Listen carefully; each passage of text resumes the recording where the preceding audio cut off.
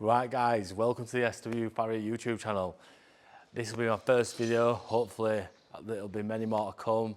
I'm going to do a lot more longer content now on this channel. I'm going to talk about the job I'm doing, why I'm doing it. I'm going to take you around, introduce you to the horses I'm also shoeing, the clients I have.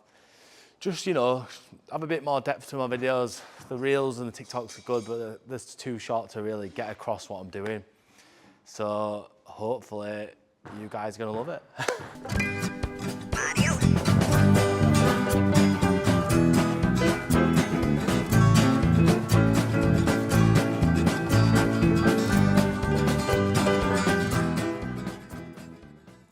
So the other day I put on my story on Instagram some questions that people might want to know or like me to answer. So I just chose a couple, I've just gone through it now. And I think one of the most common ones is like how long I've been a farrier for. I've been shoeing horses for 15 years. I was trained under my father. I went to work for him when I was 16. I mean, I'd been out with him obviously quite a few times as a young lad as well. So I had it lucky really, you know, it was nice to go out and work with my dad. I had a really good apprenticeship. I trained with him for the whole apprenticeship. I was there with him for 4 years and I worked with him for another 4 years. To be honest, even now I kind of work with him. We all work together really, me, my dad, and there's Tom over here. Say hello, Tom. Tom's the golden apprentice. He's good lad. Right, so the next question, does it hurt them? I get asked this a lot, does it hurt them?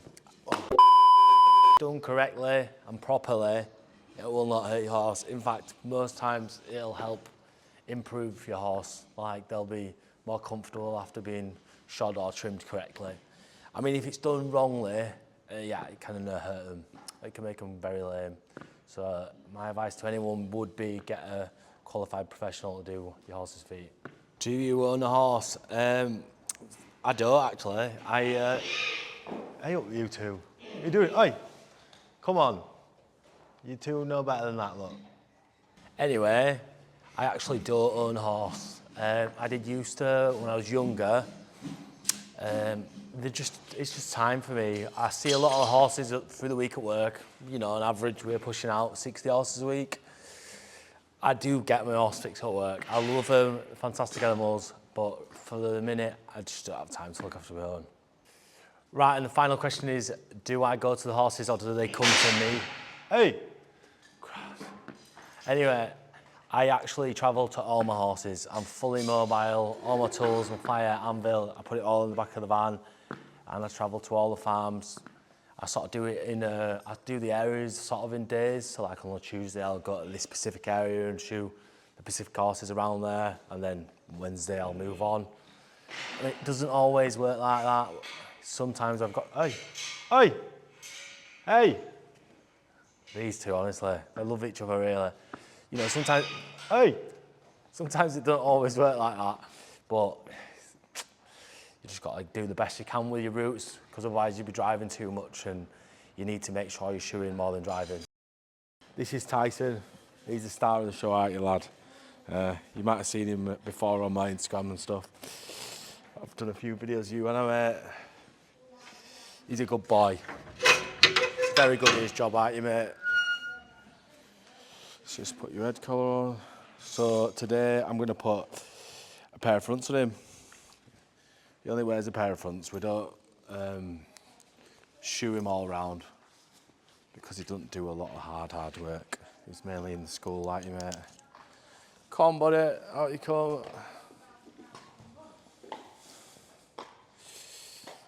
He's a chiller. He's a very chilled out horse, aren't you, mate? So Tyson's had these shoes on, for a good few weeks. It's gone about 7 weeks. And there's some good grass out there, which is making the hooves grow a little bit quicker. We get a lot of good grass out here, over here in the UK, because it's always raining. That's what it is.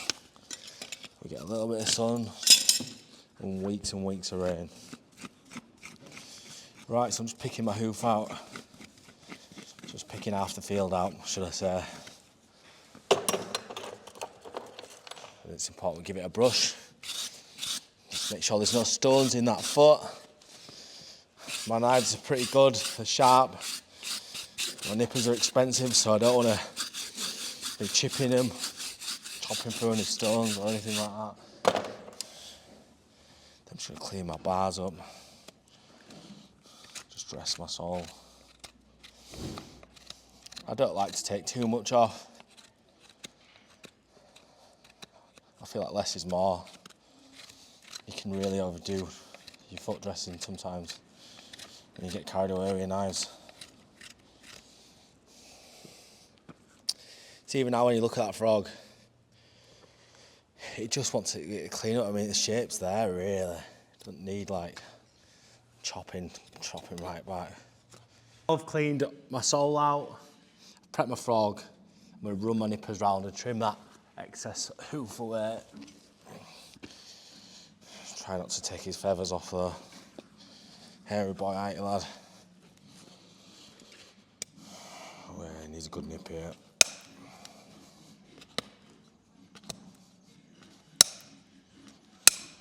I like to overlap my nippers. So like I'll snip, half. If you jump around with a full blade, you can get a good big step in there. You don't want that. Plus when you go half, it just follows it round quite easily. Does it itself.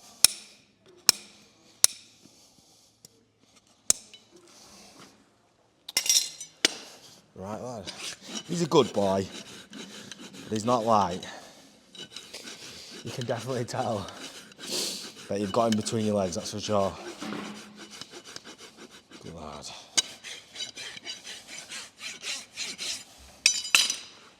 Let's have another look. There we are. I've got it there. So now that foot's ready to take a shoe. I'm going to put Tyson's shoe in the fire now, get a nice warm, so I can work on it, make it the right shape to fit his hoof. Right, I'm just going to trim him forward. So what I need to do now is I've dressed him underneath. I need to dress his hoof wall because it's slightly flared.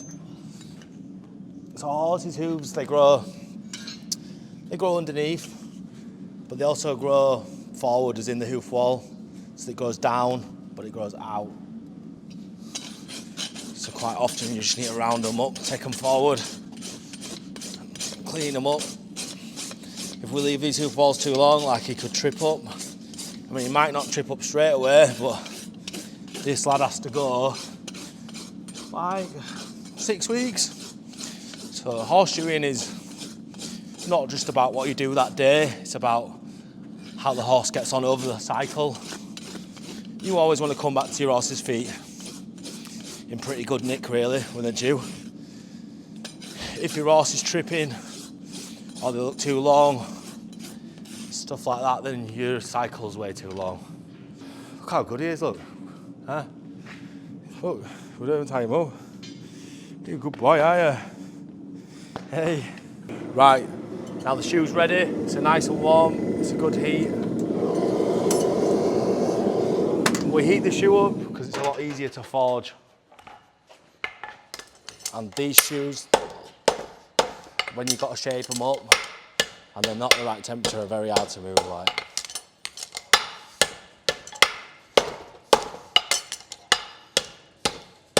So what I'm doing here is I'm remembering the shape of Tyson's hoof. So I've got like a picture of his foot in my head and I'm just shaping this shoe to match that.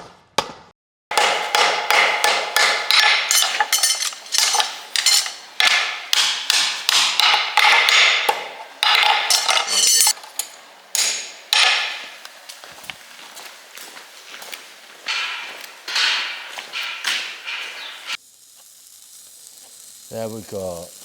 Good lad.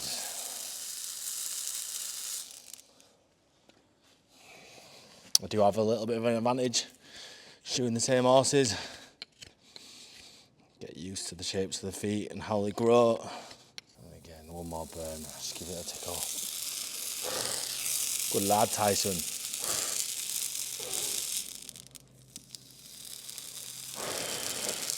Good boy. Good lad. Good lad, there we go. So I'm just taking my edges off my shoe, just so there's less chance of him catching an edge and pulling it off. Believe me, these horses, they can pull shoes off the phone. Now these have to fit right. These horses make quite the commitment. I mean, they can't take the shoes off for about 6 weeks, so they need to fit correctly. Good lord. Now I'll start with my toenails.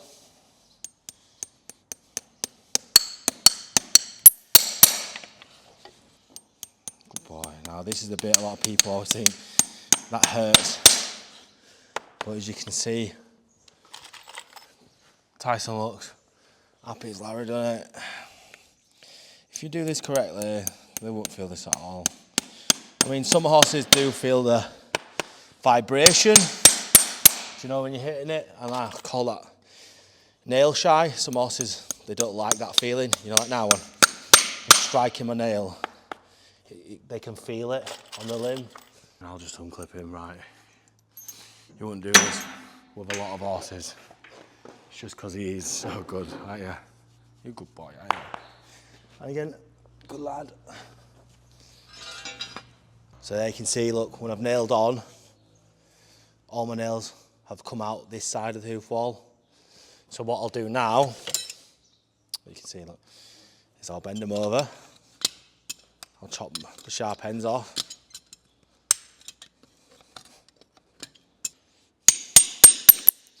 You see how I've got these little holes underneath all my nails now? I get my clenching tongs. I'm going to fold it back in like that. See how it's bent over on itself. Imagine this like a shoelace on your trainers. Not only that, it keeps my shoe nice and tight, but it's also safe for the horse. So when clenched up properly, my nail's going to be nice and smooth, flush to my hoof wall. Same process.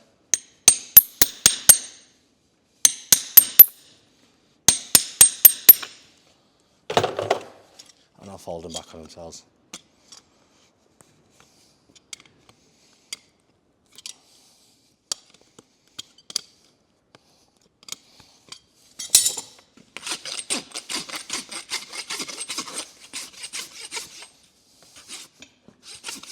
Good lad, Tyson. Good boy.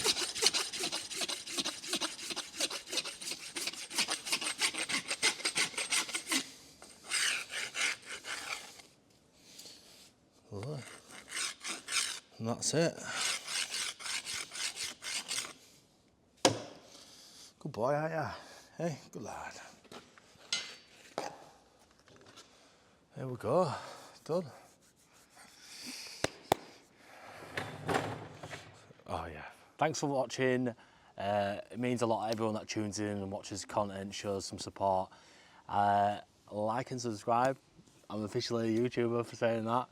I hope to see you all in the next one, and I'm looking forward to the future of this channel.